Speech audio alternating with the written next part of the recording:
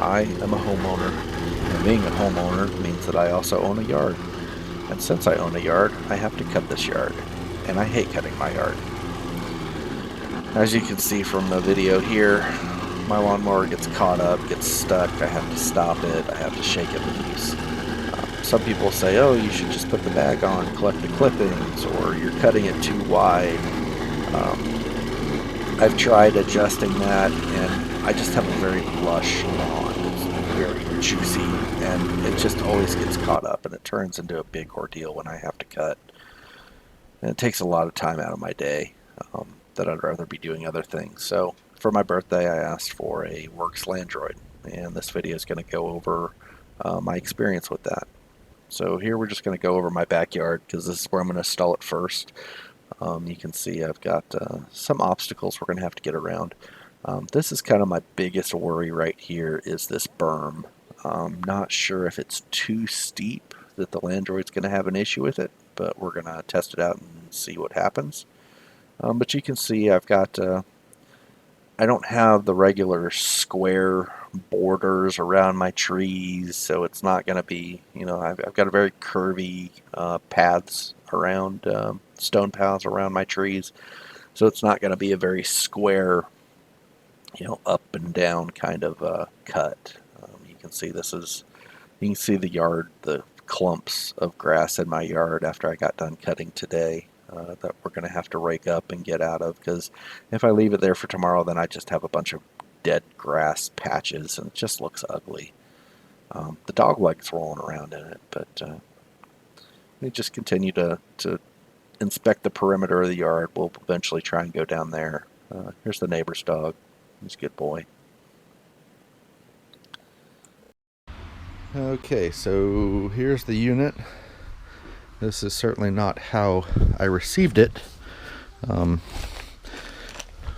Being packed, I just got into it a little aggressively because, you know, robots, that's why. Reasons. Everything was packaged pretty well. Can't complain. Everything's in one piece. Looks good. First thing we did, obviously, was mow the yard. Have a bunch of clumps of grass, which is the whole reason we got this, trying to get rid of the clumps. Looking at the backyard, obviously I have an outlet right there. Coming out of the outlet to the side runs the electricity for our gazebo fan, but I can't find a better place than that for the base station. So that's the first thing we're going to do, hook up the base station, get the unit charging, and then start to lay out our wire. Throughout this video, I'm going to stop and put in some more information about installation and what we're doing with this unit. The particular unit that we bought is the WR140, the Landroid M. It's the medium version. I realize the picture on the screen is the Landroid L, which is the W150. The only difference between the two is the large is rated for a cutting area up to a ½ acre. The medium is rated for a cutting area of up to a ½ acre. So you might say, oh, well, I've got a ½ acre lot, so I need the large. Well, you actually have to subtract the footprint of your house, subtract the footprint of your patio, subtract the footprint of your driveway. So I actually don't have a ½ acre of actual cutting area. So that's why we went with the ½ acre unit. So we're going to go over some more items like that to help you try and pick the right unit that's for you. We talked about laying down line, and when I say that, I mean that this comes with a spool of cable, and it's like a speaker wire almost. And what this does is this creates like an electric dog fence around your yard to make sure that if you don't have a fence, you know, this isn't going to mow your yard and mow your neighbor's yard and mow a path down to the neighborhood pool and back where you're chasing it all over the neighborhood. This is going to set up an electric boundary line that it's not going to be able to cross. So when I say I'm laying down line, that's what we're talking about, and that's what we're going to go into with these videos. Alright, so removing some more of the packaging. Throw that out. See the charging station at the bottom. This is the Find My Droid, the GPS wireless signal, so we'll install that later. Let's see, we've got a spool of the boundary wire. This is what we're going to install today. We got a bag of stakes, but we're actually going to try and trench the wire in, and we'll use those as support. We got a bag of screws for the base station, a couple wire clamps in case we break anything. I've already put the battery in the back.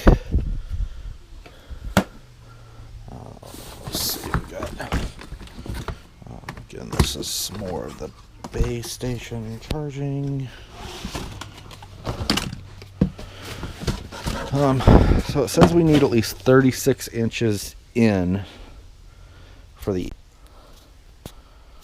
36 inches in and then 12 inches out.